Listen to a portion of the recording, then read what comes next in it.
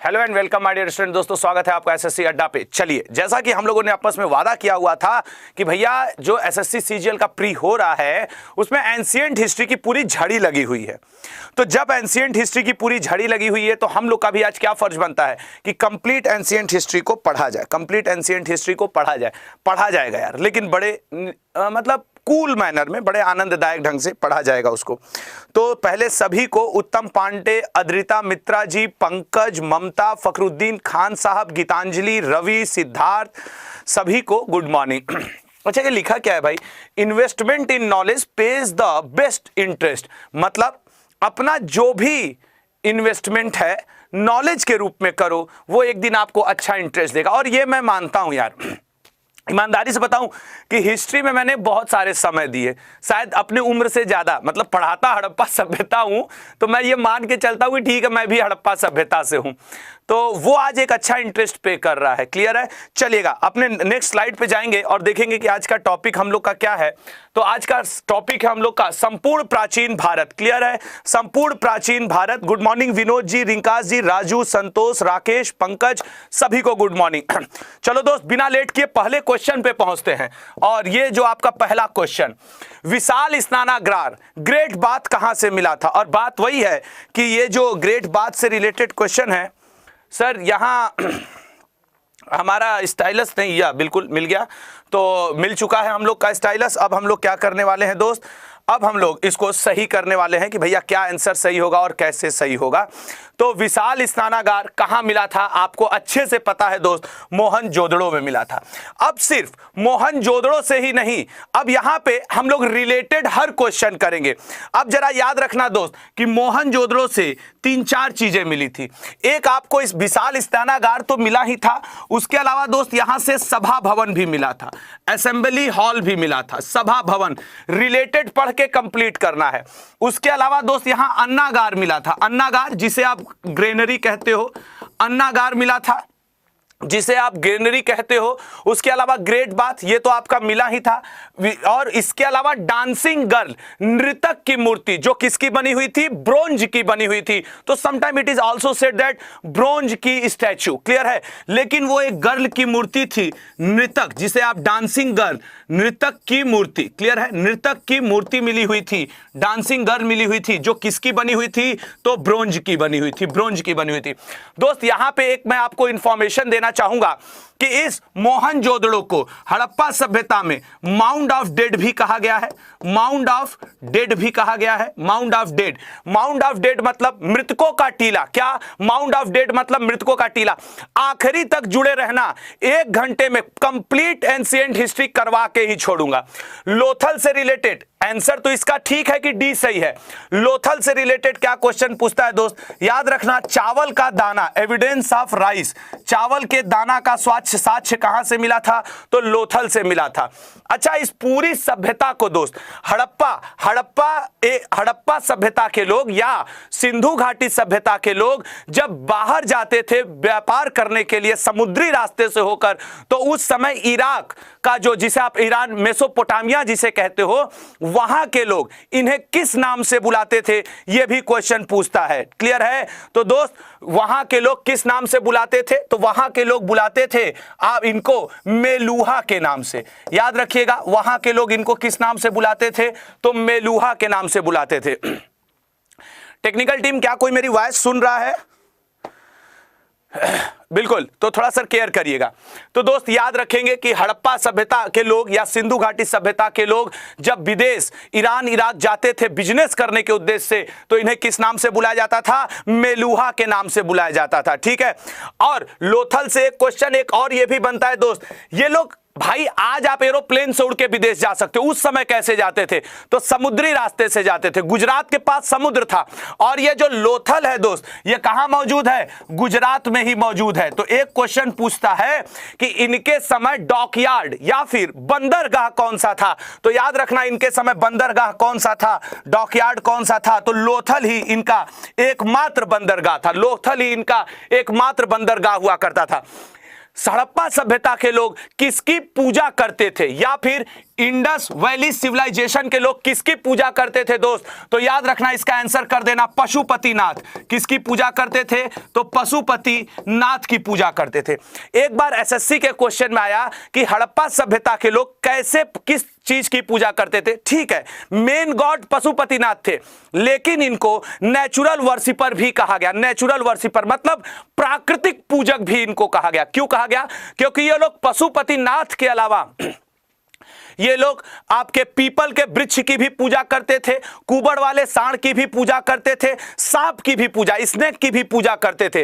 तो सांप भी एक प्राकृतिक जानवर, कुबड़ वाला सांप सांड भी या बुल भी एक प्राकृतिक जानवर, और आपका पीपल का वृक्ष भी एक प्राकृतिक जानवर। तो क्या फिर हम कह नहीं सकते कि हड़प्पा सभ्यता या सिंधु घाटी सभ्यता एक प्राचीन सभ्यता थी और कैसी थी? प्राकृतिक पूजक थी।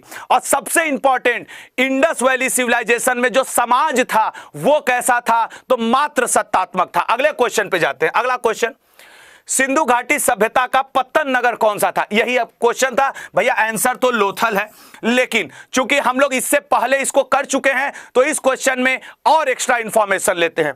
दोस्त, कालीबंगन, कालीबंगन से क्या साक्ष्य प्राप्त हुए थे? ऐसा क्वेश्चन पूछता है। तो दोस्त याद रखना, कालीबंगन से जुते हुए खेत, ठीक है, जुते हुए खेत का साक्ष्य, जो प्लॉन्गिंग फील्ड है उसका एविडेंस प्राप्त हुआ था, जुते हुए खेत का साक्ष्य प्राप्त हुआ था। उसके अलावा दोस्त, ये जो रोपड़ है, रोपड़ से मानव और डॉग, कुत्ते का कंकाल प्राप्त हुआ था। एक आपसे पूछ सकता है कि घोड़े का कंकाल, स्केलेटन ऑफ हॉर्स कहां से प्राप्त हुआ था? तो दोस्त याद रखना, घोड़े का कंकाल, ठीक है, घोड़े का कंकाल कहां से प्राप्त हुआ था? ये कई बार पूछता है।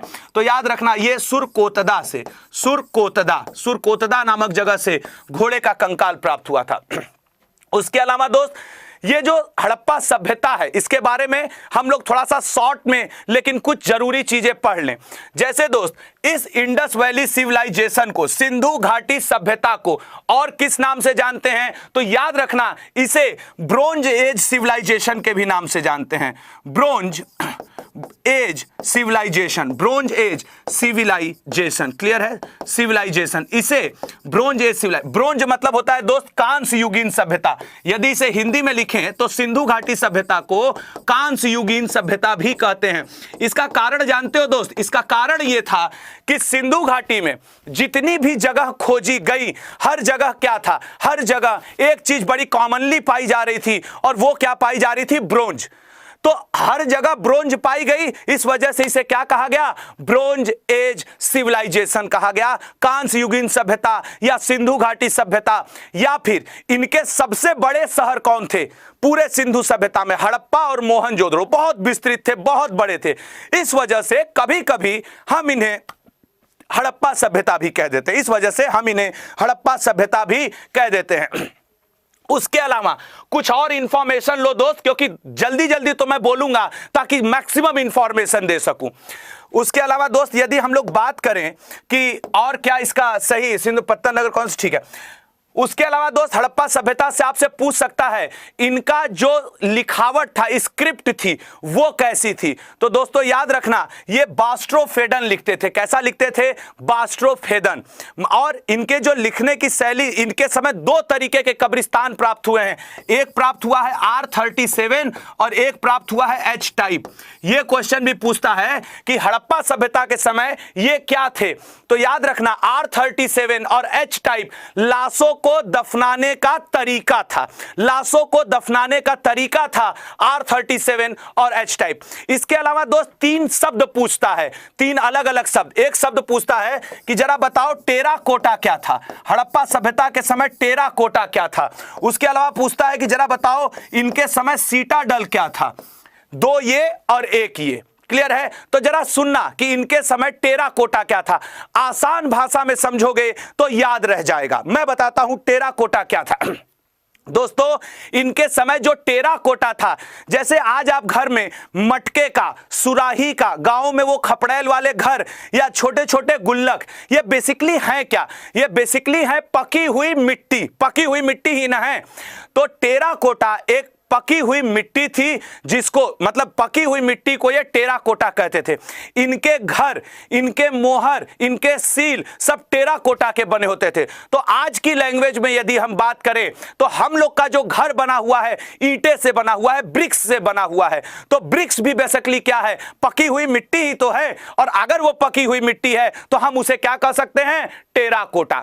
तो बेसिकली पकी हुई मिट्टी को ही क्या कहा जाता था, टेराकोटा कहा जाता था। उसके अलावा दोस्त सीटाडल क्या है, सीटाडल, सीटाडल को जरा ध्यान से सुनना, ऊंचाई पर बना हुआ चार दीवारी युक्त ऐसा मकान जिसका ऊपरी भाग उठा हुआ हो। मतलब पहले किला, किला जैसे ऊंचाई पे बना होता है, चारों तरफ बाउंड्री वॉल से घिरा हुआ होता है, और एक फ्लोर का मकान आप कंसीडर करिए। और जैसे हम लोग अपने छतों के ऊपर, घर के छत के ऊपर एक सिंगल फ्लोर का एक सिंगल रूम नहीं बना देते छत पे, जिसमें हम लोग बारिश से बचते हैं या फिर धूप से बच करके छत पे खड़े रहते हैं, वो जो उठा हुआ पोर्शन है that is known as the citadel. क्या कहा जा सकता है इसको, a boundary full house which upper part is erected, एक चार दीवारी युक्त ऊंचाई पर बना हुआ मकान जिसका ऊपरी हिस्सा उठा हुआ हो, उसे सीटाडल कहा जाता है। क्लियर है, सीटाडल, बिल्कुल। तो यह चीज अब ध्यान रखेंगे, यह क्वेश्चन इससे। अगला क्वेश्चन जाते हैं दोस्त, प्रसिद्ध गायत्री मंत्र कहां से लिया गया है। इस क्वेश्चन में पूरा ऋग्वेद दोहरा देना। जरा देख लो अगला क्वेश्चन क्या है। ठीक है, बिल्कुल, इस क्वेश्चन में पूरा वेद दोहरा देना है। भाई ऋग्वेद कहां से लिया गया है, तो गायत्री मंत्र ऋग्वेद से लिया गया है। अब जरा ध्यान से सुनना, पूरा ऋग्वेद 2 मिनट में खत्म किया जाए। दोस्त ऋग्वेद, जरा ऋग्वेद के बारे में, क्योंकि नंबर ऑफ क्वेश्चंस ऋग्वेद से बन सकते हैं, नंबर ऑफ क्वेश्चंस किसी भी एग्जाम में ऋग्वेद से बन सकते हैं। ठीक है, उसके बाद जरा समझना दोस्त, जैसे आप कोई किताब खरीदते हो तो उसमें क्या होता है, चैप्टर होता है। ऋग्वेद में 10 मंडल है। ऋग्वेद में कितने मंडल हैं, 10 मंडल है। देखो जैसे मान लो कि ये कोई एक किताब है, क्लियर है, ये कोई एक किताब है, ये रखी हुई है मान लो किताब। अब इस किताब का राइटर कोई और हो सकता है, लेकिन इसको बता तो मैं आपको रहा हूं। इसका मतलब है कि इसका नॉलेजेबल पर्सन कौन है, इसका नॉलेजेबल पर्सन मैं भी तो हुआ। ठीक उसी तरीके से दोस्त ये माना गया कि ऋग्वेद को लिखा तो किसी ने नहीं है, संकलित किया है वेद व्यास ने, लेकिन ऋग्वेद को गाया, बताया या सुनाया किसने है, तो होत्र नामक ऋषि ने। किसने, होत्र नामक पर्सन ने ऋग्वेद को गाया, बताया या सुनाया है। ये 10 मंडल एज अ 10 चैप्टर मानो, एज अ 10 चैप्टर मानो। इस 10 चैप्टर में दूसरा से लेके 7वां मंडल, जो दूसरा से 7वां मंडल है, ये सबसे प्राचीन है, ये सबसे प्राचीन है। 8वां और 9वां मंडल, 8th एंड 9th मंडल, ये जो है दोस्त 8वां और 9वां मंडल, 8वें और 9वें मंडल में ऋषि के परिवारों, जो उस समय साधु संत ऋषि महात्मा थे, उनके परिवारों के बारे में जिक्र है, उनके आदतों के बारे में, देवताओं के बारे में। तो इसको लिख सकते हैं मिश्रित मंडल, मतलब इसमें सब कुछ घुला मिला लिखा हुआ है। 8वें और 9वें में मिक्स्ड एज मंडल। और दोस्त एक पूछता है कि सबसे नया कौन है, तो पहला और 10वां मंडल, पहला और जो 10वां मंडल है दोस्त, वो सबसे नया मंडल है। वो क्या है, सबसे नया मंडल है। क्लियर है, फर्स्ट एंड 10th सबसे नया मंडल है। इन मंडल के अंदर से भी जाके क्वेश्चन पूछता है, जैसा कि ये पूछा हुआ है। इन 10 मंडल में दोस्त कुछ ऐसे मंडल हैं जो अंदर से क्वेश्चन, देखो धैर्य बना करके सुनोगे ना तो 2-2 मिनट में मैं बहुत कुछ कवर कर दूंगा। क्लियर है, जरा सुनना, ऋग्वेद के 10 मंडल में से एक 3rd मंडल से क्वेश्चन आता है, एक 7th मंडल से क्वेश्चन आता है, एक 9th मंडल से क्वेश्चन आता है, और एक 10th मंडल से क्वेश्चन। क्या क्या है इन मंडल में और क्या क्या क्वेश्चन अभी तक पूछा जा चुका है। 3rd मंडल में दिया हुआ है ऋग्वेद के गायत्री मंत्र। यदि पूछ दे इसको लिखा किसने है, तो दोस्त याद रखना गायत्री मंत्र को लिखा है विश्वामित्र ने। गायत्री मंत्र को लिखा है विश्वामित्र ने। किस देवता को समर्पित है, यह भी क्वेश्चन बनता है। तो दोस्त याद रखना सवित नामक देवता को समर्पित है। किसको, सवित। और सवित का मतलब क्या है, सवित नामक देवता को समर्पित है। सवित, और सवित देवता को ही क्या कहा जाता है, वहां लिख नहीं पा रहा हूं लेकिन आप समझ लीजिएगा। ये सवित, किन्हीं वजहों से ये हो नहीं पा रहा है, तो याद रखना ये सवित लिखा हुआ है। क्लियर है? सवित, सवित को ही सूर्य कहा जाता है। वहां पे सवि नहीं लिखा है, सविता लिखा हुआ है। क्लियर है? वहां पे मार्कर चला नहीं, इस वजह से मैं लिख नहीं पाया, सूर्य देव को। उसके बाद आपसे पूछता है कि 7वें मंडल में क्या दिया। बहुत ध्यान से सुनना, तो ऋग्वेद के 7वें मंडल में जिक्र मिलता है हमें 10 राग्य युद्ध का। किसका जिक्र मिलता है? 10 राग्य युद्ध का। 10 राग्य युद्ध का जिक्र मिलता है। किस नदी के ये युद्ध किनारे लड़ा गया था दोस्त? तो परुसड़ी नदी। परुसड़ी नदी को ही आधुनिक समय में दोस्त रावी नदी कहते हैं। परुसड़ी नदी को ही आधुनिक समय में रावी नदी कहा जाता है। 10 राग युद्ध। इस युद्ध में उस समय जो आर्य थे वो कबीलों में रहते थे। एक ऋषि थे जिनका नाम था विश्वामित्र, वो राजा सुदास के दरबार में दरबारी कवि थे। इस युद्ध के बारे में बता रहा हूं। दरबारी मतलब ऋषि महात्मा थे। अब उनसे ये एक दिन राजा सुदास ने कहा कि अब तुम मेरे कुल गुरु नहीं रहोगे। उन्होंने कहा क्यों? कहा एक ऋषि वशिष्ठ हैं, उनको मैं कुल गुरु बनाऊंगा। विश्वामित्र बहुत जल्दी क्रोधित होते थे। वो क्रोधित हुए और कबीले वालों के पास गए, आर्यों के पास। एक कबीले के मुखिया को उस समय राज्ञ भी कहा जाता था। तो ये 10 कबीले वालों के पास गए और 10 राजाओं को जुटा करके परुसड़ी नदी के किनारे लड़ गए। किससे? सुदास से। और जब परुसड़ी नदी के किनारे सुदास से लड़ गए तो वही युद्ध कहलाया 10 राग युद्ध। इस युद्ध में जीता राजा सुदास था, विश्वामित्र की हार हुई थी। और यह भी याद रखिएगा, आपके यूपीएससी के पेपर में पूछा हुआ है कि राजा सुदास का संबंध किस वंश से था? ब्राह्मण वंश से था। क्लियर है? ब्राह्मण वंश से। 9वें मंडल में क्या दिया है? तो 9वें मंडल में सोम का जिक्र है और सोम रस का जिक्र है। सोम और सोम रस का जिक्र है। सोम शिव जी को कहा जाता है, सोम रस इंटॉक्सिकेटेड लिक्विड है। 10वें मंडल में ऋग्वेद के वर्ण व्यवस्था का जिक्र है। वर्ण व्यवस्था का जिक्र है और वर्णाश्रम। वर्ण व्यवस्था आप समझ ही रहे होंगे, वही ब्राह्मण क्षत्रिय वैश्य और शूद्र। ब्राह्मण क्षत्रिय वैश्य और शूद्र ऋग्वेद के 10वें मंडल में दिया हुआ है। और आपका वर्णाश्रम क्या है? 4 होते हैं। आपका ब्रह्मचर्य आश्रम, गृहस्थ आश्रम, वानप्रस्थ आश्रम और संन्यास आश्रम। क्लियर है? ये 4 होते हैं। ठीक है। सचिन कुमार, युद्ध हुआ था परुसड़ी रावी नदी के किनारे।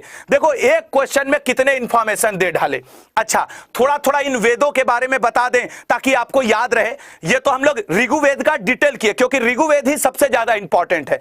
अब जरा सुनना दोस्त, अब जरा एक यजुर्वेद एकमात्र वेद है जो 2 भाग में बटा हुआ है। एक कृष्ण यजुर्वेद और शुक्ल यजुर्वेद। ये पद्य मतलब प्रोज और पोएट्री दोनों में पाया जाता है। पद्य और गद्य दोनों में पाया जाता है। यजुर्वेद में सैक्रिफिशियल फार्मूला है, मतलब बलिदान युक्त फार्मूला का जिक्र है। अथर्ववेद को दोस्त हम ब्रह्मवेद भी कहते हैं। अथर्ववेद आल्सो नोन एज ब्रह्मवेद या फिर ब्लैक वेद। अथर्ववेद को हम ब्लैक वेद भी कहते हैं या फिर हम ब्रह्मवेद भी कहते हैं। इस अथर्ववेद में भूकंप का जिक्र मिलता है और इसी अथर्ववेद में आयुर्वेद का भी जिक्र मिलता है। यह क्वेश्चन पूछता है कि आयुर्वेद का जिक्र कहां मिलता है? तो इसी अथर्ववेद में मिलता है। काले जादू टोना का जिक्र कहां मिलता है? तो इसी अथर्ववेद में मिलता है। और दोस्त एक क्वेश्चन पूछता है वह वेद कौन सा है जो ऋग्वेद पर आधारित है? याद रखना दोस्त, जो आपका सामवेद है ये किस वेद पर आधारित है? ऋग्वेद पर। एक्चुअली दोस्त इसमें संगीत का जिक्र है। तो जो सामवेद में देवताओं, ऋग्वेद में देवताओं को प्रसन्न करने वाले क्या दिए हुए हैं? देवताओं को प्रसन्न करने वाले आपके मंत्र दिए हुए हैं। उन्हीं ऋग्वेद के मंत्रों को संगीतबद्ध कर दिया गया है आपके किसमें? सामवेद में। संगीतबद्ध कर दिया गया है सामवेद में। क्लियर रहेगा? यह क्वेश्चन हुआ सभी को? ठीक है। तो भैया कमलेश जी अगर आप लिख रहे हैं फैंटास्टिक क्लास है, 650 लोग अभी देख भी रहे हैं, तो यार प्लीज शेयर करो। 1000 के आज पार जाना है और आपकी मदद से आप थोड़ा सा जिम्मेदारी उठाओ दोस्त, पूरी एनर्जी के साथ पूरा क्वेश्चन आपको बताया जाएगा। लेकिन जिम्मेदारी आपकी भी है कि लाइक की संख्या बढ़ाइए और प्लीज शेयर करिए। आपका भी जो भी चैनल प्लेटफॉर्म है उस पर शेयर करिए और वादा रखिए आपका आशुतोष सर विश्वास टू जो भी आपके दोस्त देखने आएंगे वो ये विश्वास करेंगे कि हाँ यार मस्त इंफॉर्मेशन मिला। चलिए चौथे क्वेश्चन पे जाते हैं। ये रहा आर्यों को एक जाति कहने वाला पहला यूरोपियन कौन था? पूरा एंशिएंट हिस्ट्री कवर होगा, याद रखिएगा। आर्यों को एक जाति कहने वाला पहला यूरोपियन कौन था, जरा बताइएगा। तो भैया आपके इंफॉर्मेशन के लिए बता दें कि आर्यों को जाति कहने वाला पहला इंफॉर्मेशन था मैक्स मूलर। Max Muller.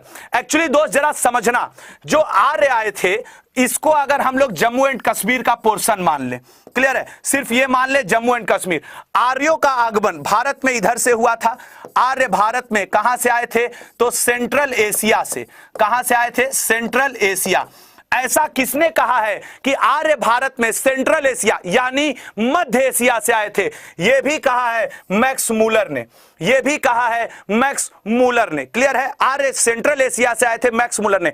आपसे पूछ सकता है कि आर्य आर्कटिक से आए थे, ऐसा किसने कहा? कि आर्य आर्कटिक क्षेत्र से आए हैं, ऐसा किसने कहा है? दोस्त याद रखना, BG तिलक, बाल गंगाधर तिलक जी ने कहा है। आर्य तिब्बत से आए थे, ऐसा किसने कहा है? तो दोस्त याद रखना, आर्य तिब्बत से आए थे ऐसा कहने वाले स्वामी दयानंद सरस्वती हैं। स्वामी दयानंद सरस्वती। क्लियर है, दयानंद सरस्वती। लेकिन इनमें जो सबसे सर्वमान्य थियरी है वो मैक्स मूलर की है। इसने कहा था कि आर्य एक जाति है और आर्य आई थी सेंट्रल एशिया से मध्य एशिया से। क्लियर है, सेंट्रल एशिया या मध्य एशिया। इन्हीं आर्यों ने दोस्त, इन्हीं आर्यों ने भारत में कहां एंट्री किया? इन्हीं आर्यों ने भारत में यहां पे 1500 BC में एंट्री किया। 1500 से लेके 1000 ये इतने दूर में रुक गए, इससे आगे नहीं बढ़े 1000 BC तक। और यहां पे इन्होंने ऋग्वेद लिखा था। मतलब शुरुआत के काल में, मतलब अर्ली वैदिक पीरियड 1500 से लेकर 1000 को अर्ली वैदिक पीरियड कहा गया। और 1000 के बाद दोस्त जब ये किधर एंट्री किए? इधर एंट्री किए। मतलब अब ये आगे की तरफ पढ़े, यहां पे ये 600 BC में आ गए तो इसे कहा गया लेटरल वैदिक पीरियड। अर्ली वैदिक पीरियड मतलब पूर्व वैदिक काल और लेटरल वैदिक पीरियड मतलब उत्तर वैदिक काल। ये कौन सा था? उत्तर वैदिक काल। उत्तर वैदिक काल था। और ये क्या था? पूर्व वैदिक काल। पूर्व वैदिक काल, ठीक है, पूर्व वैदिक काल था। और इसी पूरे वैदिक काल में उत्तर वैदिक काल पूर्व वैदिक काल को जोड़ के क्या बना दिया गया? आपका बना दिया गया था पूरा का पूरा आपका वैदिक काल। क्लियर है? तो आर्यों से संबंधित कुछ क्वेश्चन आपको और बता दे जो थोड़ा ज्यादा आपसे पूछ सकता है, थोड़ा क्विक में, वन लाइनर के फॉर्म में। जरा सुनिएगा, जरा समझना दोस्त। आर्यों से आपसे पूछ सकता है, चूंकि आर्यों का टाइम पीरियड दो भाग में बटा है, 1500 से लेकर 1000 और 1000 से लेकर के 600। तो दोस्त आपसे पूछ सकता है कि ये अर्ली वैदिक पीरियड और लेटरल वैदिक पीरियड में मुख्य देवता कौन थे? तो अर्ली वैदिक पीरियड में प्रमुख देवता हो गए थे इंद्र, जबकि लेटरल वैदिक पीरियड में प्रमुख देवता इनके हो गए थे प्रजापति। इनके प्रमुख देवता कौन हो गए थे? प्रजापति। आर्यों का समाज कैसा था? दोस्त याद रखना, आर्य हमेशा कबीले में रहते थे, और जब कोई कबीले में रहेगा तो उसके समाज को आप शहरी तो नहीं कह सकते ना। तो फिर आर्यों का समाज कैसा था दोस्त? तो याद रखना, आर्यों का जो समाज था, आर्यों की जो सोसाइटी थी वो कैसी थी? ग्रामीण थी।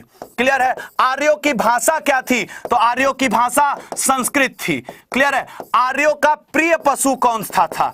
प्रिय पशु, तो याद रखना इनका प्रिय पशु घोड़ा था। यदि पूछे कि इनका पवित्र पशु कौन था, होली एनिमल आर्यों का, तो दोस्त याद रखना इनका पवित्र पशु क्या था? तो गाय था। गाय को ये लोग अघन्या भी कहते थे। गाय को ये लोग अघन्या कहते थे। अघन्या मतलब क्या होता है? जिसकी हत्या न की जाए या जिसको न मारा जाए। आर्यों के समय गायों को मारा जाना एक प्रकार का पाप था, एक प्रकार का गलत अभियान था। क्लियर है? तो आर्यों के गाय को अघन्या कहा जाता था। उसके अलावा जरा समझना दोस्त, अघन्या के अलावा जरा समझना आर्यों का समाज कैसा था? ग्रामीण था। आर्यों के समय, जैसे सिंधु घाटी सभ्यता के समय जो समाज हुआ करता था वो मात्र सत्तात्मक था, लेकिन आर्यों के समय जो समाज था वो पितृ सत्तात्मक हो गया, मतलब पैट्रिचल हो गया। कैसा हो गया? पितृ सत्तात्मक या फिर पैट्रिचल हो गया।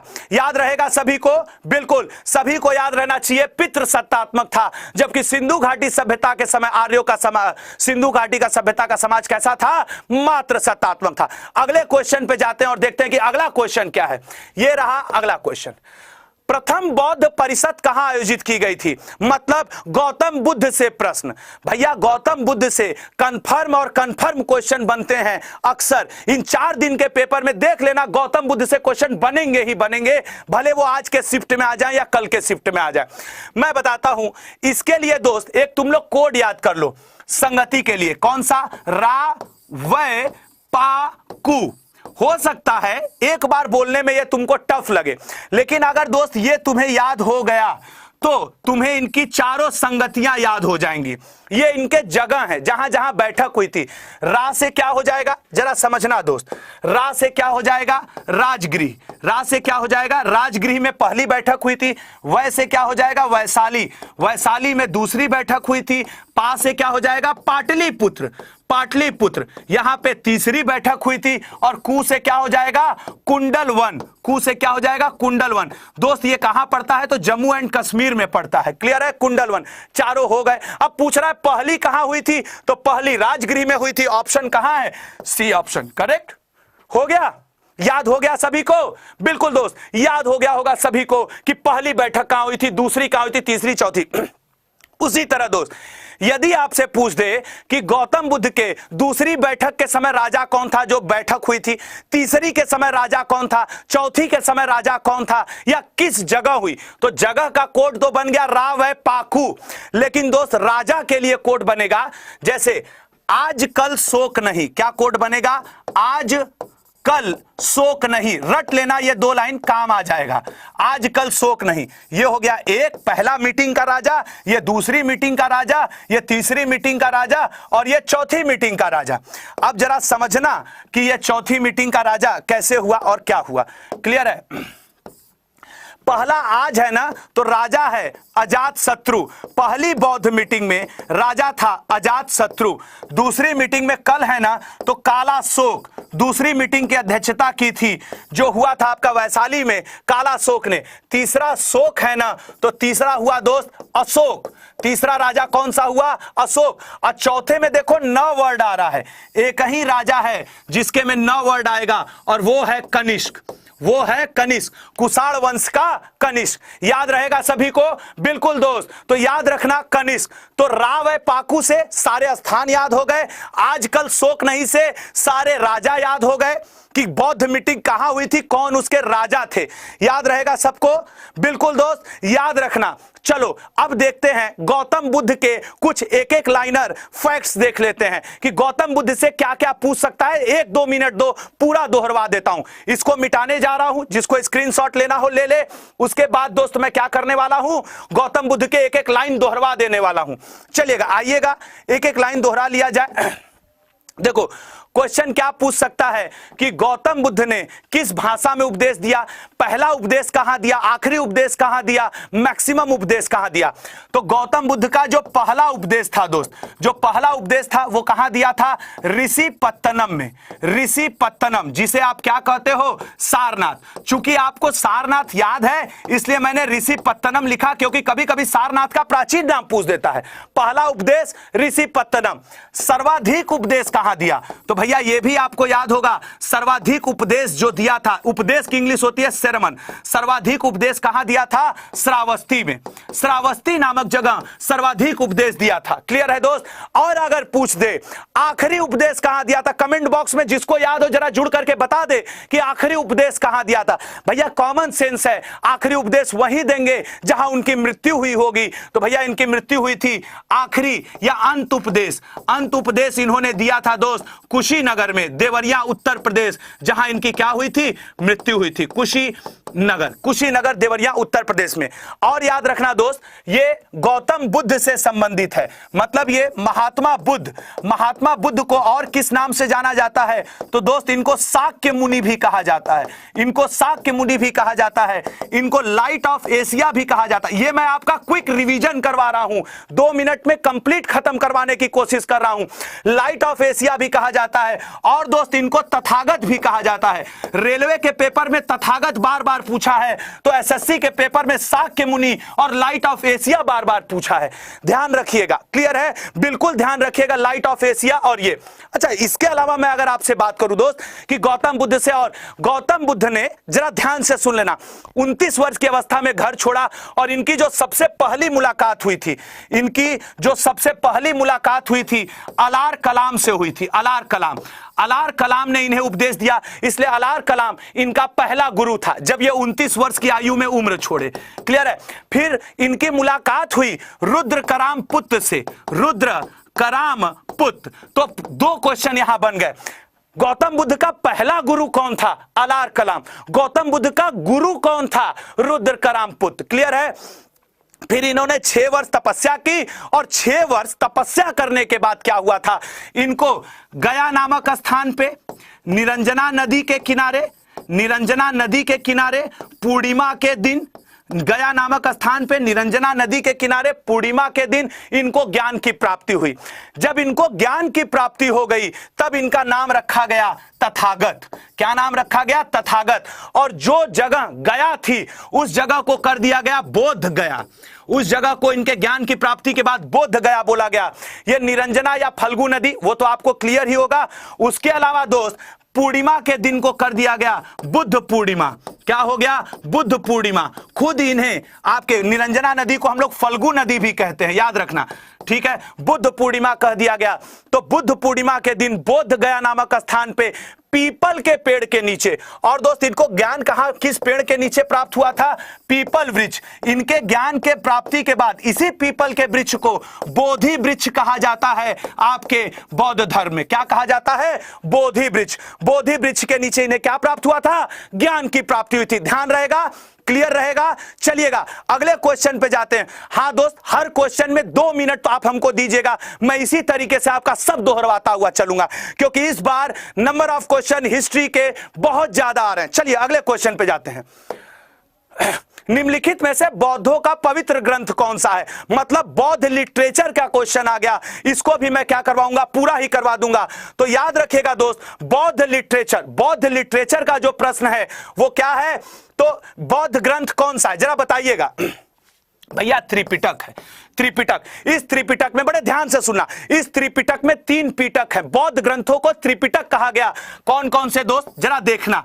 एक है दोस्त विनय पिटक, एक कौन सा है आपका? विनय पिटक। एक कौन सा है आपका? सूत पिटक। एक कौन सा है आपका? सूत पिटक। और एक आपका कौन सा है? अभिधम्म पिटक। अभिधम्म पिटक, अभिधम्म पिटक। क्लियर है। विनय पिटक, सूत पिटक, अभिधम्म पिटक, इन तीनों को मिलाकर के कहा गया त्रिपिटक, और इन्हीं त्रिपिटक को बौद्ध ग्रंथ कहा गया। क्लियर है। इन्हीं त्रिपिटक को बौद्ध ग्रंथ कहा गया। अब यहां पे हम लोग एक बात का ध्यान रखेंगे, और वो किस बात का ध्यान रखेंगे? भैया एक चीज आपको क्लियर होनी चाहिए यहां पे, और वो क्या क्लियर होनी चाहिए? वो आपकी ये क्लियर होनी चाहिए। विनय पिटक, सूत पिटक, अभिधम्म पिटक में एक बार एसएससी सीजीएल ने पूछा था कि दीपवंश और महावंश किस धर्म से रिलेटेड किताब है? तो याद रखना दोस्त, दीपवंश। क्लियर है। दीपवंश और महावंश, दीपवंश और महावंश बौद्ध धर्म से रिलेटेड किताब है। बौद्ध धर्म से रिलेटेड किताब है। जातक कथाओं का संबंध भी बौद्ध धर्म से है। क्वेश्चन पूछता है, 2 क्वेश्चन यहां से हैं। जातक कथाएं में कितनी कथाएं हैं और जातक कथा है क्या? गौतम बुद्ध के पूर्व जन्म की घटनाओं का चर्चा ही आपका क्या है? जातक कथा है। और दोस्त इसकी संख्या कितनी है? 549 है। जातक कथा की संख्या कितनी है? तो 549 है। और पूर्व जन्म की कहानियां हैं। पूर्व जन्म की कहानी। दोस्तों 10 बजे तक जुड़े रहना है आपको, और पूरी एंशिएंट हिस्ट्री लगभग खत्म करके मानूंगा। अगले क्वेश्चन पे जाते हैं। भारत में जैन धर्म का संस्थापक कौन है? भैया दिए गए ऑप्शन के हिसाब से, दिए गए ऑप्शन के हिसाब से तो महावीर का टिक करना पड़ेगा। लेकिन दोस्त आप जानते हो जैन धर्म के संस्थापक हैं ऋषभदेव या फिर आदिनाथ। कौन है भाई? ऋषभदेव। कौन है? ऋषभदेव या फिर आदिनाथ। ऋषभदेव या फिर आदिनाथ हैं आपके जैन धर्म के संस्थापक। क्लियर है। इनका ये पहले तीर्थंकर है, पहले तीर्थंकर। इनका जो सिंबल है वो क्या है? बुल। इनका सिंबल क्या है? वृषभ या फिर बुल। जैन धर्म में 4 ही तीर्थंकरों की क्वेश्चन करता है। कौन कौन? एक तो पहले वाले, उसके बाद महावीर 24वें नंबर पे। क्लियर है। उसके अलावा 22वें नंबर का पूछता है और 22वें नंबर पे कौन थे? पार्श्वनाथ। 22वें नंबर पे कौन थे? पार्श्वनाथ। पार्श्वनाथ एक पर्वत पूछता है, सम्मेद पर्वत का संबंध किससे है? याद रखना, सम्मेद पर्वत के ऊपर ही पार्श्वनाथ का सारा जीवन यापन हुआ था, लगभग ये उसी पे। तो सम्मेद पर्वत का संबंध जैन धर्म के 22वें तीर्थंकर, आपके 23वें तीर्थंकर पार्श्वनाथ से है। 23वें तीर्थंकर पार्श्वनाथ से है। क्लियर है? जैन धर्म 23वें है पार्श्वनाथ, जो काशी के इक्ष्वाकु वंश के राजा के लड़के हुआ करते थे। 22वें नंबर पे कौन है? 22वें नंबर पे है अरिष्ट नेमी। 22वें नंबर पे है अरिष्ट नेमी। एक क्वेश्चन पूछता है, भगवान श्री कृष्ण का रिश्तेदार या समकालीन किस जैन तीर्थंकर को कहा जाता है? याद रखिएगा, भगवान श्री कृष्ण का जो समकालीन थे वो कोई और नहीं, अरिष्ट नेमी था। भगवान श्री कृष्ण के समकालीन अरिष्ट नेमी हुआ करते थे। क्लियर रहेगा? सभी को याद रहेगा? अच्छा, उसके बाद दोस्त एक पॉइंट और याद रखना, वो भी किसमें? आपके महावीर में। इनकी जो कुल था, इनका जो भाषा था वो क्या थी? प्राकृत थी। इनके पहले शिष्य का नाम क्या था? इनका पहला शिष्य, इनका दामाद जमाली था। इनके पुत्री का नाम क्या था? इनके पुत्री का नाम था अन्नोजा प्रियदर्शनी। उसके अलावा महावीर को ज्ञान की प्राप्ति के बाद क्या कहा गया था? यह क्वेश्चन कई बार आता है दोस्त। तो कैवल्य कहा गया था। जबकि आपको मैंने बताया कि महात्मा बुद्ध को क्या कहा गया था? तो तथागत कहा गया था। और महावीर जैन को क्या कहा गया? तो कैवल्य कहा गया। महावीर जैन के अन्य कई नाम भी हैं, जैसे दोस्त इन्हें जीन भी कहा जाता है, इन्हें अहर्त भी कहा जाता है और इन्हें निग्रंथ भी कहा जाता है। ठीक है? जीन, अहर्त, निग्रंथ, कैवल्य, ये सब किसके नाम है? महावीर स्वामी के नाम है। ये सब किसके नाम है? तो महावीर स्वामी के नाम है ये सारे। क्लियर है? जमाली इनके शिष्य का नाम है, जमाली इनके प्रथम शिष्य का नाम है। अगले क्वेश्चन पे जाते हैं, अगला क्वेश्चन देखते हैं। नेक्स्ट क्वेश्चन, दक्षिण भारत में प्रसिद्ध जैन केंद्र कहां है दोस्त? तो स्वर्णबेलगोला। यही स्वर्णबेलगोला है जहां चंद्रगुप्त मौर्य ने 298 बीसी में, यह वही स्वर्णबेलगोला है जहां चंद्रगुप्त मौर्य ने 298 बीसी में भद्रबाहु से जैन धर्म की शिक्षा ली। किसने? चंद्रगुप्त मौर्य ने 298 में भद्रबाहु से जैन धर्म की शिक्षा ली थी। और यहां पे जैन धर्म में होने वाले एक योग, एक प्रकार के व्रत का अनुष्ठान किया, जिससे क्या कहा गया था? सलेखना। जिसे क्या कहा गया? सलेखना। तो सलेखना करते समय 298 बीसी में चंद्रगुप्त मौर्य की मृत्यु हुई और फिर इसका लड़का बिंदुसार राजा बना था। कौन राजा बना था? बिंदुसार राजा बना था इसका लड़का। क्लियर है? अगले क्वेश्चन पे जाते हैं। निम्नलिखित मगध के राजवंशों को कालानुक्रम से मैनेज करिए। भैया ये कल मैंने क्वेश्चन बताया था, जरा ध्यान से मैनेज करो अगर आप मैनेज कर सकते हो। भैया मैनेज तो हो जाएगा, लेकिन इसके लिए मैंने कोड बताया हुआ है, वो कोड आज फिर से लिख दे रहा हूं। कौन सा? भैया हमने कल कोड बताया था, हसीन मासूक सा। ये कोड है इस बात का कि आपको जो मगध पे 7 राजवंशों ने राज किया है, 7 वंश, और इन 7 वंश का कोड है। अब जरा देखना दोस्त, ह से हर्यक वंश, क्लियर है? सी से शिशुनाग वंश, कल ये मैंने बताया था, शिशुनाग वंश। न से नंद वंश, क्लियर है? नंद वंश। मा से मौर्य वंश, क्लियर है? मौर्य वंश। सु से शुंग वंश, क्लियर है? क से कणव वंश और सा से सातवाहन वंश। ठीक है? सातवाहन वंश। अब इनको मैनेज करने में कौन सी दिक्कत जाएगी भैया? हमको तो नहीं लगता है। ये 1 है, ये 2 है, ये 3 है, ये 4 है, ये 5 है, ये 6 है, ये 7। 1 2 3 4 5 6 और ये 7। क्लियर है? अब इनको मैनेज करना है तो आप इसको मैनेज कर लीजिएगा। ये आपका होमवर्क मैंने छोड़ दिया। क्लियर है? ये आपका होमवर्क मैंने छोड़ दिया। और दोस्तों कल मैंने एक और कोड बताया था कि यदि आपको हसीन मासूक सा ये कोड याद है तो एक कोड आपका और कौन सा रहेगा? एक कोड आपका और मैं दे सकता हूं आपको कि इनके वंशजों का नाम, इनके फाउंडर का नाम कैसे याद रखोगे? तो इनके फाउंडर का नाम याद रखने के लिए क्या करना है? बसीम चपुवासी, वसीम चपुवासी। अगर वसीम चपुवासी याद है तो आप क्या कर सकते हो, इनके फाउंडर के नाम याद रख सकते हो। जैसे ये हो जाएगा 1, ये 2, ये 3, ये 4, ये 5, ये 6, ये 7। ब से पहला वंश कौन सा है, हर्यक वंश। तो हर्यक वंश का फाउंडर कौन हो जाएगा, बिंबिसार। हर्यक वंश का फाउंडर कौन हो जाएगा दोस्त, हर्यक वंश का हो जाएगा बिंबिसार। ठीक है। सी से शिशुनाग वंश का शिशुनाग हो जाएगा, खुद शिशुनाग था, अपने नाम पे शुरू किया था। म से आपका कौन सा वंश है, वसीम चपुवासी। तो उधर है नंद वंश, नंद वंश का कौन हो जाएगा, महापद्मनंद, महापद्मनंद हो जाएगा। उधर मौर्य वंश है चौथे पे, तो चौथे पे इधर च है, मतलब चंद्रगुप्त मौर्य, मतलब चंद्रगुप्त मौर्य, चंद्रगुप्त मौर्य हो जाएंगे। पांचवें पे उधर जो है आपका, पांचवें पे क्या है दोस्त, शुंग वंश। तो यहां पांचवें पे क्या है, पू मतलब है पुष्यमित्र शुंग, पुष्यमित्र शुंग। क्लियर है, पुष्यमित्र शुंग। उसके बाद दोस्त छठवां और सातवां बचा। छठवां है वा का मतलब है वासुदेव, छठवां का मतलब है वासुदेव। और सातवें का मतलब है सी का मतलब है सिमुक, जो कि सातवाहन वंश का फाउंडर था, जो कि सातवाहन वंश का फाउंडर था। आई होप कि आपको याद हो गया होगा, आपको याद हो गया होगा। क्लियर है, तो ये सारा आपको ध्यान होगा। अब अगले क्वेश्चन पे जाते हैं। स्क्रीनशॉट लेना हो तो ले लीजिए, क्योंकि ये मगध का क्वेश्चन इस बार के एसएससी सीजीएल के पेपर में सबसे ज्यादा पूछा जा रहा है। तो भैया बड़े ध्यान से, क्लियर है, बहुत ध्यान से अगले क्वेश्चन पे जाते हैं। चंद्रगुप्त मौर्य के बाद मौर्य सिंहासन पर निम्नलिखित में से कौन बैठा था। भैया चंद्रगुप्त मौर्य के बाद मौर्य सिंहासन पर बैठने पड़ने वाला कौन है, तो याद रखना मौर्य पे बैठने वाला है आपका बिंदुसार। क्लियर है। अच्छा, यहां बिंबिसार बिंदुसार में बहुत कंफ्यूजन रहता है दोस्त। ये जो बिंबिसार है ये हर्यक वंश का है, हर्यक वंश का संस्थापक है। क्लियर है, ये हर्यक वंश का संस्थापक है। क्लियर है, ये बिंबिसार हर्यक वंश का संस्थापक है। जबकि सबसे पहले था चंद्रगुप्त मौर्य, किसमें, मौर्य वंश में। फिर इसका लड़का बिंदुसार, फिर इसका लड़का अशोक, इसका लड़का अशोक, और फिर अशोक के बाद कौन राजा बना था, तो दशरथ राजा बना था। अशोक का उत्तराधिकारी दशरथ था। अच्छा, इन सारे बाप बेटाओं में क्वेश्चन क्या पूछता है, बाप बेटा और दादा तीनों ने अलग अलग धर्म स्वीकार किए थे, तो वो पूछता है।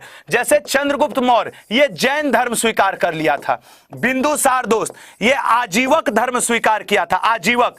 और दोस्त अशोक कौन सा धर्म, तो बौद्ध धर्म स्वीकार किया था। क्लियर है, तो याद रखना चंद्रगुप्त मौर्य दादाजी थे जैन धर्म अशोक के, बिंदुसार आजीवक धर्म, और अशोक बौद्ध धर्म स्वीकार किया था। ठीक है, इसने जैन धर्म किससे स्वीकार किया, तो भद्रबाहु से। इसने किससे स्वीकार किया, तो भद्रबाहु से। इसने आजीवक धर्म किससे स्वीकार किया, तो मक्खली घोषाल से। यह मक्खली घोषाल कौन था, आजीवक धर्म का फाउंडर। यह भी आपसे पूछ सकता है कि आजीवक धर्म का फाउंडर कौन है। तो आजीवक धर्म का जो फाउंडर हुआ करता था वो कौन हुआ करता था, आजीवक धर्म का आपका वो फाउंडर हुआ करता था दोस्त आपका मक्खली घोषाल। याद रखना, जैसे बौद्ध धर्म के गौतम बुद्ध, जैन धर्म के ऋषभदेव या आदिनाथ, तो आजीवक धर्म का कौन था, तो आजीवक धर्म के हुआ करते थे आपके मक्खली घोषाल। क्लियर है, आजीवक धर्म के जो हुआ करते थे वो मक्खली घोषाल हुआ करते थे। और इसने बौद्ध धर्म अशोक ने किससे स्वीकार किया, तो उपगुप्त से। अशोक ने किससे स्वीकार किया, तो उपगुप्त से। याद रहेगा ना सभी को दोस्तों, याद रखना यार, ठीक है। अब चलिए अगले क्वेश्चन पे जाते हैं, देखते हैं अगला क्वेश्चन क्या। अगला क्वेश्चन, अशोक के शिलालेख किस लिपि में खुदे हुए हैं। अशोक के शिलालेख दोस्तों, अशोक ने 3 प्रकार के लेखों की शुरुआत की, अभिलेख की शुरुआत भारत में अशोक किया हुआ है। एक होता है दोस्त इसका गुहा लेख, जिसे आप कहते हो केव एडिक्ट। एक होता है इसका स्तंभ लेख, कई लड़के तो कंफ्यूज रहते हैं कि सर ये हैं कितने। और एक होता है इसका गुहा लेख, स्तंभ लेख और शिलालेख। अशोक ने भारत में अभिलेखों की शुरुआत की, और अशोक के अभिलेख 3 पार्ट में बटे हुए थे। गुहा लेख, गुहा मतलब होता है गुफा या केव, ठीक है, जो इसने अपने पिता बिंदुसार के फॉलोअर्स के रहने के लिए बनवाया तो उसका नाम था सुदामा, चोपार, कृष्ण, ऐसे उस गुफाओं के भी नाम थे। स्तंभ लेख, स्तंभ लेख क्या है दोस्त, बड़े बड़े खंभों पे अशोक अपने आदेश लिखवाता था और उनको हाथियों पे रखवा करके दूर ले जाता था, दूर देश में चौराहों पे वो खंभे गड़वा देता था। तो that is pillar addict, cave addict, pillar edict. शिलालेख, शिला मतलब होता है चट्टान, बड़े बड़े चट्टानों पे, पहाड़ों पे अशोक अपने अभिलेख लिखवाता था, तो दैट बिकम शिलालेख। वो क्या हो गए दोस्त? वो शिलालेख हो गए। क्लियर है? वो शिलालेख। इस क्वेश्चन का जो दोस्त आंसर है वो तो है आपका ब्राह्मी। लेकिन दोस्त अशोक ने 4 लिपियों का प्रयोग किया है। किन 4 लिपियों का प्रयोग किया है वो मैं आपको लिख देता हूं। वो 4 लिपियां हैं दोस्त, वो एक तो इसका यही है ब्राह्मी, एक है दोस्त इसका खरोष्ठी, याद रखना ये सब बहुत इंपॉर्टेंट है। उसके बाद दोस्त है अरमाइक, और उसके बाद है दोस्त ग्रीक। उसके बाद कौन सा है? ग्रीक। ये 4 लिपियों का प्रयोग अशोक ने किया हुआ है। 4 लिपियों का प्रयोग अशोक ने किया हुआ है। क्लियर है दोस्त? 4। अच्छा, यहीं पे अनाउंस कर दूं, कल सुबह 9 से 10 मेडविल हिस्ट्री की पूरी क्लास लूंगा। मेडविल हिस्ट्री की पूरी क्लास लूंगा कल सुबह 9 से 10। आज जैसे पूरे एंशिएंट को कवर करने की कोशिश कर रहा हूं, कल मैं एंशिएंट नहीं मेडविल हिस्ट्री की क्लास लूंगा। और दोस्त दोपहर 11 बजे, आज दोपहर में 2 बजे और फिर शाम को 5 बजे अड्डा का एनालाइजर चलेगा। वहां आप आकर के एसएससी अड्डा पे अपने आज के एसएससी सीजीएल प्री पेपर का एनालाइजर जरूर देखिएगा। क्लियर है? चलिएगा अगले क्वेश्चन पे जाते हैं। मौर्य वंश के तत्काल बाद किस वंश ने आकर शासन किया? तो भैया यदि इस क्वेश्चन को हम लोग देखें तो वो हम लोग का कोड हसीन मासूक सा यदि याद आ जाए, हसीन मासूक सा।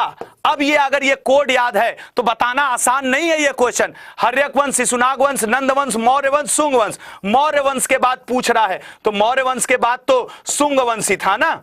मौर्य के बाद आपका कौन सा था? मौर्य के बाद आपका शुंग वंश ही तो राज किया है। जब शुंग वंश राज किया है, मौर्य के बाद यदि शुंग वंश, कंप्यूटर जी यदि आप मुझे सुन सकते हैं तो प्लीज सुने। शुंग वंश ने जब राज किया है, ठीक है, शुंग वंश ने यदि राज किया है, मौर्य वंश के बाद यदि शुंग वंश ने राज किया है तो आंसर क्या हो जाएगा? शुंग वंश। क्लियर है? आई होप इसका बिल्कुल दोस्त। अब देखो तुम लोग पकड़ लियो, ट्रिक को पकड़ लिए हो। ये एक बहुत ही बेहतरीन बात है, ये बहुत शानदार बात है। मतलब मुझे अपना मेहनत सफल लग रहा है, मुझे अपना मेहनत सफल लग रहा है। क्लियर है? बहुत बढ़िया दोस्तों। अच्छा याद रखना, कल सुबह 9 से 10 जितने कुतुबुद्दीन ऐबक, इल्तुतमिश, अलाउद्दीन खिलजी सबको उठा के लाऊंगा। मोहम्मद बिन तुगलक, फिरोज शाह तुगलक या इब्राहिम लोदी या फिर आपके बहुत सारे बहमन शाह वगैरह सबको ले आऊंगा। कल उसके ऊपर बात होगी। और दोस्त अगले क्वेश्चन पे आते हैं। कुषाण वंश के प्रसिद्ध राजा का नाम बताइए। दोस्त याद रखना, कुषाण वंश के फाउंडर का नाम कई बार, हालांकि इसका आंसर तो कनिष्क सही है। ठीक है, यहां से क्या क्या क्वेश्चन पूछता है? पूछता है कि कनिष्क किस राजा का कंट्रोल सिल्क रूट पे था, रेशम मार्ग पे था। याद रखना, रेशम मार्ग या फिर सिल्क रूट पे कंट्रोल किसका था? तो कनिष्क का ही था। सिल्क रूट पे कनिष्क या फिर कुषाण वंश का था। कुषाण वंश का फाउंडर पूछता है दोस्त। याद रखना, कुषाण वंश का फाउंडर कौन था? कुजुल कड़फिसेस। कुजुल कड़फिसेस हुआ करता था कुषाण वंश का फाउंडर, कुजुल कड़फिसेस। ठीक है, कुषाण वंश वालों ने, ये जो कनिष्क था दोस्त, इसने भारत में शुद्ध सोने के सिक्के जारी किए थे। सबसे ज्यादा सोने के सिक्के गुप्त वंश वालों ने जारी किए थे, सबसे शुद्ध सोने के सिक्के कुषाण वंश वालों ने जारी किए थे, और सबसे पहले भारत में सोने के सिक्के इंडो ग्रीक डायनेस्टी ने जारी किया था। 3 क्वेश्चन सोने के सिक्के से बनता है। याद रखना, सबसे शुद्ध सोने के सिक्के कुषाण वंश वालों ने, सबसे ज्यादा सोने के सिक्के गुप्त वंश वालों ने, और सबसे पहले सोने के सिक्के भारत के अंदर इंडो ग्रीक या हिंद यूनानियों ने जारी किया था। इंडो ग्रीक या फिर हिंद यूनानियों ने जारी किया था। क्लियर है? उसके अलावा दोस्त इस कुषाण वंश से आपसे यह क्वेश्चन पूछता है, याद रखना। ठीक है, तो कुजुल कड़फिसेस फाउंडर था, कनिष्क इसका महान राजा था, सिल्क रूट पे इसी ने शक संवत शुरू किया था, कनिष्क ने। आपको ध्यान होना चाहिए। महरौली में जंग रहित लौ स्तंभ किसने स्थापित किया था? उसी ने स्थापित किया जिससे 2 दिन से सीजीएल खूब क्वेश्चन पूछ रहा है, आपके गुप्त वंश ने। गुप्त वंश का फाउंडर अगर पूछ दे दोस्त, फाउंडर, तो याद रखना गुप्त वंश का फाउंडर था श्रीगुप्त। क्लियर है? श्रीगुप्त। लेकिन दोस्त यदि वास्तविक फाउंडर पूछ दे, रियल फाउंडर, क्लियर है, यदि दोस्त रियल फाउंडर पूछ दे, रियल फाउंडर, तो आपको क्या याद रखना होगा कि रियल फाउंडर कौन था? वर्ड ला दे, रियल फाउंडर। कुषाण वंश रियल फाउंडर कौन था? तो याद रखना, कुषाण वंश का जो रियल फाउंडर था वो था चंद्रगुप्त प्रथम। चंद्रगुप्त प्रथम, चंद्रगुप्त प्रथम था। इसकी जो उपाधि थी चंद्रगुप्त प्रथम की, दैट इज महाराजा धीराज क्या थी? महाराजा धीराज हुआ करती थी। क्लियर है? इसकी उपाधि हुआ करती थी महाराजा धीराज। और इस चंद्रगुप्त प्रथम ने 2 प्रकार के सिक्के जारी किए हैं, 2 प्रकार के सिक्के। एक सिक्के का नाम था राजा रानी प्रकार का सिक्का और एक प्रकार के सिक्के का नाम था विवाह प्रकार का सिक्का। क्लियर है? विवाह प्रकार का सिक्का।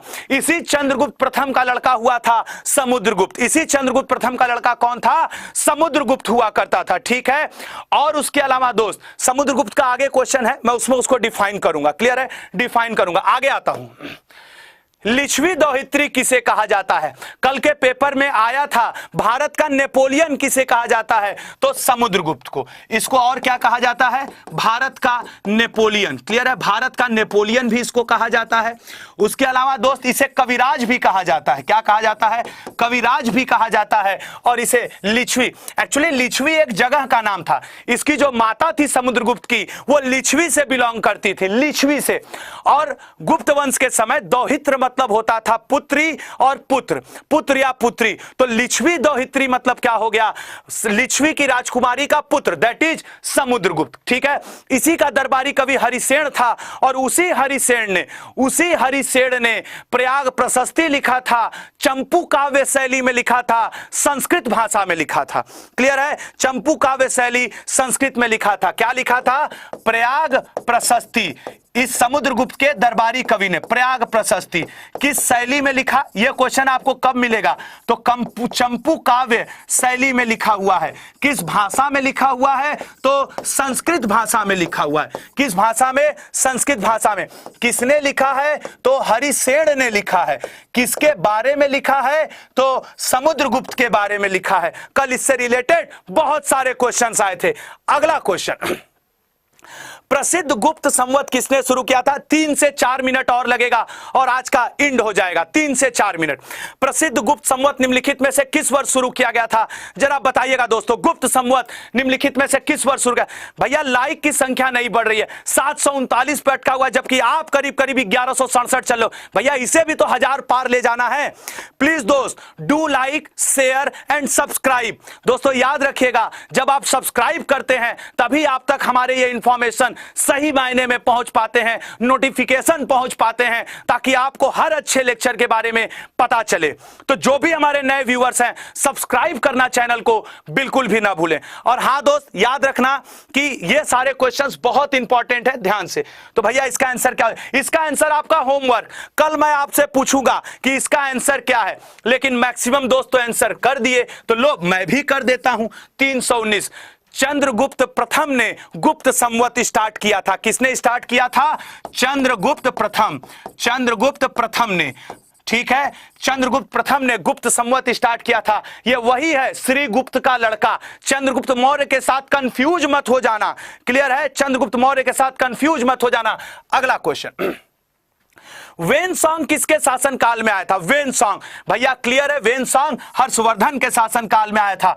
उसके अलावा दोस्त एक क्वेश्चन आपसे यह भी पूछ देता है कि चलिए वो तो कल मेडविल हिस्ट्री में मैं पढ़ा दूंगा, इब्न बतूता के बारे में, अब्दुल रज्जाक के बारे में कल मेडविल में पढ़ाऊंगा। क्लियर है? यहां के बाद दोस्त अगला क्वेश्चन, प्रिंस ऑफ पिलग्रिम्स किसे नाम दिया गया है? बहुत इंपॉर्टेंट क्वेश्चन दोस्त, याद रखना। प्रिंस ऑफ पिलग्रिम्स फाहियान को कहा जाता है, फाहियान को कहा जाता है। ये जितने ऑप्शन हैं, इन सभी ऑप्शन का आपको एक छोटा सा होमवर्क देता हूं। कमेंट बॉक्स में जाकर के आज कमेंट करिएगा कि कौन किसके समय आया था। जैसे अभी मैंने बताया कि वेनसॉन्ग हर्षवर्धन के समय आया, मेगास्थनीज बता देता हूं चंद्रगुप्त मौर्य के समय आया। आप बताइएगा इत्सिंग किसके समय आया हुआ था? इत्सिंग किसके समय आया हुआ था? कमेंट बॉक्स में जाकर के आप बताइएगा जरूर। और कल पूरी मेडविल हिस्ट्री पढ़ाऊंगा, गुलाम वंश, सैयद वंश, खिलजी वंश, सल्तनत वंश, तुगलक वंश। कल जुड़िएगा जरूर सुबह 9 से 10। क्लियर है? अगला क्वेश्चन शायद है ही नहीं तो ठीक है दोस्तों, अभी इस क्वेश्चन पे और डिस्कस कर लेते हैं, तो ये हो जाएगा आपका। तो ध्यान रखिएगा, ये इत्सिंग वाला आपका होमवर्क रहेगा। जितना दोस्त मुझसे पॉसिबल हो सका वो मैंने आपको किया, लेकिन दोस्त याद रखिएगा, यदि मेरा जीएस का पूरा पेड बैच आपको लेना है, जहां मैं 1-1 घंटे डेली आपको डिटेल में अपना पेड बैच पढ़ा रहा हूं, तो दोस्त मैं इस समय 2 पेड बैच पढ़ा रहा हूं। एक एनटीपीसी 2.0 के नाम से, जो अड्डा स्टोर पे पड़ा हुआ है। और एक पेड बैच मैं पढ़ा रहा हूं पूरे जीएस का, जिसमें अकेले मैं पूरा जीएस पढ़ा रहा हूं। दोनों ही बैच आप कहां से परचेस कर सकते हैं दोस्त? तो अड्डा स्टोर से परचेस कर सकते हैं दोस्त। ये एसएससी सीजीएल के महापैक के अंतर्गत आ जाएगा, ये एनटीपीसी के महापैक। और दोस्त इस समय ऑफर भी चल रहा है, संभवतः ये सारे मेरे बैच 999 रुपए में मिल रहे हैं, 999। लेकिन ये और सस्ता हो सकता है, जहां मुझसे आप और डिटेल पढ़ सकते हो। और वो और डिटेल आप कहां पढ़ सकते हो दोस्त? आप काम करिएगा, मेरा रेफरल कोड है Y182, जिसके द्वारा आपको ऑफ मिल जाएगा, एडिशनल 5% और ऑफ मिल जाएगा। क्लियर है? इस 999 रुपए में भी आपको एडिशनल 5% ऑफ और मिल जाएगा यदि आप ये मेरा कोड Y182, ये दोस्त मेरा रेफरल कोड है, क्लियर है, आपके आशुतोष सर का, Y182 प्रयोग करिए। मुझसे जीएस पूरा इंडिविजुअल डेली 1-1 घंटे पढ़िए डिटेल में, सिर्फ हिस्ट्री ही नहीं, पॉलिटी, जियोग्राफी, सब कुछ। और एनटीपीसी का पेड बैच चल रहा है 999 में, Y182 कोड का प्रयोग करिए और खरीदिए। कल दोस्त सुबह मुलाकात होगी आपसे 11 बजे, एनालाइजर है, जुड़ना मत भूलना। देखा जाएगा आज के क्वेश्चंस कैसे आ रहे हैं। 11 बजे, 2 बजे और 5 बजे कल सुबह 9 से 10 एसएससी अड्डा पे। तब तक के लिए जय हिंद, जय भारत।